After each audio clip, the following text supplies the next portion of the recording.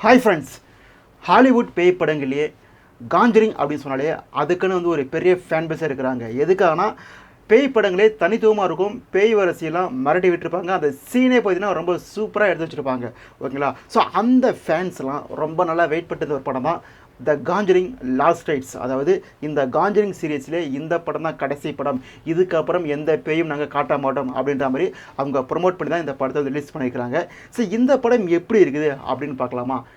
நீங்கள் நினைக்கலாம், என்னடா இது ஊரே வந்து மதராசின்னு பேசிகிட்டு இருக்குது, நீ மட்டும் சம்மந்தமே இல்லாமல் காஞ்சரிங்கை தூக்கிட்டு வந்திருக்க அப்படின்னு நினைக்கலாம். மதராசி பற்றி பேசுகிறதுக்கு 1000 பேர் இருக்கலாம், ஆனால் காஞ்சரிங் பற்றி நான் தானே பேசியாகணும். ஸோ அதுக்காக தான் ஓகேங்களா. ஸோ இந்த படத்துடைய ஒன்லைன் என்ன அப்படின்னு கேட்டிங்கன்னா ஒன்றும் கிடையாதுங்க. ஒரு வீடு, அந்த வீட்டுக்குள்ளே 10 பேர் இருக்கிறாங்க. தாத்தா, பேரம்பேத்திங்க, அப்புறம் வந்து கணவன் மனைவியெல்லாம் வாழ்ந்துட்டு இருக்காங்க, சந்தோஷமாக வாழ்ந்துட்டு இருக்கிறாங்க. அந்த வீட்டில் நைட்டில் மட்டும் பேய்கள் வருகிறது. அந்த பேயை ஓட்டுறதுக்கு பேய் ஓட்டுற தம்பதிகள் அந்த வீட்டுக்கு வராங்க. அவங்க பேயை ஓட்டினாங்களா இல்லையா அப்படின்றது தான் காலகாலமான ஒரு கதை காஞ்சரிங் படத்தில். ஸோ அந்த கதை தான் இந்த படத்துலையும் அவங்க எடுத்து வச்சுருக்கிறாங்க. ஸோ இந்த படத்தில் வந்து என்ன ப்ளஸ்ஸு என்ன மைனஸ் அதை பற்றி பார்க்கலாம். ஃபஸ்ட்டு ப்ளஸ் என்ன அப்படின்னு கேட்டிங்கன்னா, காஞ்சரிங் படத்துக்கே உரித்தான அந்த ஜம்ப்ஸ்கேர் சீன்ஸு இந்த படத்துலையும் வச்சுருக்கிறாங்க. ஐயோயோயோயோ சும்மா அள்ளு விட்டுருக்குங்க. அப்படியேப்பட்ட ஜம்ப்ஸ்கேர் சீன்ஸ் பார்த்தீங்கன்னா இந்த படத்தில் இருக்குது. நான் வந்து இந்த படத்தை வந்து தேட்டர்ஸில் பார்த்தேன். பார்க்கும்போது அந்த ஜம்ப்ஸ்கேர் சீன்ஸ்லாம் தேட்டரே கத்துறானாங்க. ஸோ அந்த அளவுக்கு வந்து நிறைய சீன்ஸ் வந்து டெவலப் பண்ணி வச்சுருக்கிறாங்க. அந்த சீனை அந்தளவுக்கு நம்ம வந்து பயமுறுத்துற மாதிரி கொடுக்கறதுக்கு பார்த்தீங்கன்னா பிஜிஎம் ரொம்ப அளவு வந்து ஹெல்ப் பண்ணிருக்கு. ஏன்னா பிஜிஎம் வந்து அவ்வளோ சூப்பராக இருந்துச்சு. ஒரு சீன் பில்டப் ஆகும்போது வர பிஜிஎம் இருக்குல்ல, அது அவ்வளோ சூப்பராக இருந்துச்சு. சின்ன சின்ன சவுண்ட் எஃபெக்ட் கூட அவ்வளோ கிளியராக கொடுத்துருக்காங்க. ஸோ எஸ்எஃப்எக்ஸ் டீம் பார்த்தீங்கன்னா ரொம்ப சூப்பராக ஒர்க் பண்ணிருக்காங்க. ஓகேங்களா? ஸோ அதுக்கப்புறம் ஒளிப்பது, அந்த ஸ்டேஜ் செட்டிங் இருக்குல்ல, அந்த ஸ்டேஜ் செட்டிங்கை பார்த்தீங்கன்னா, அந்த பேய் வரதுக்கான செட்டிங்கை பார்த்தீங்கன்னா ஒளிப்பதிவில் அவ்வளோ சூப்பராக இருந்துச்சு.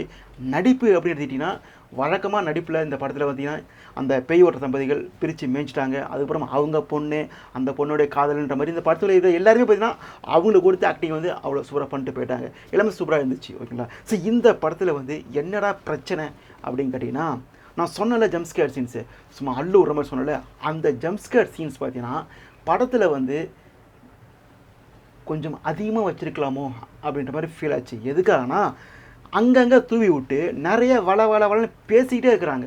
ஃபஸ்ட் ஹாஃபு செகண்ட் ஹாஃபு 2 ஹாஃப்லேயும் பேசி நம்மளை வந்து ஸ்டாப் பண்ணுறாங்க.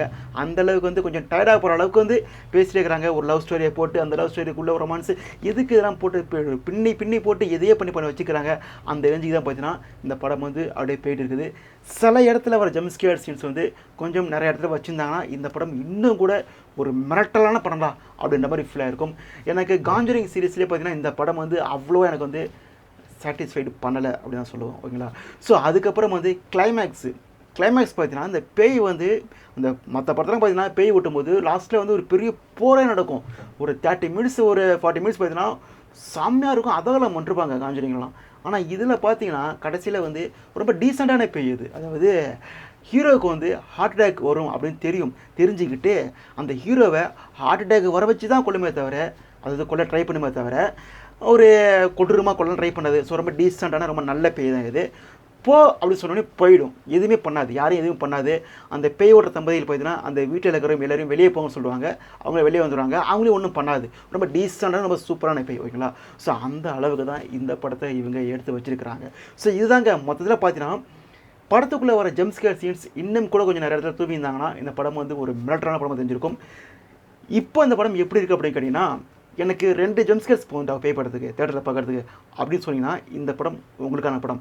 எனக்கு வந்து பேசலாம் கூடாது, 2 ஹவர்ஸும் பேய் பரதநாட்டியம் ஆடிக்கிட்டே இருக்கணும் அப்படின்னு கேட்டிங்கன்னா இந்த படம் உங்களான படம் கிடையாது. இது ஓவராலாக பார்த்தீங்கன்னா ஒரு ஆவரேஜான படம் தான். ஓகேங்களா? ஸோ இது மாதிரி வேறு படங்கள் அவங்க சொன்னால் நீங்கள் நம்ம சேனலுக்கு சப்ஸ்கிரைப் பண்ணிட்டு வெயிட் பண்ணு அப்படின்னு சொல்லிட்டு மீண்டும் ஒரு 10 அதுவரை டாட்டா பை.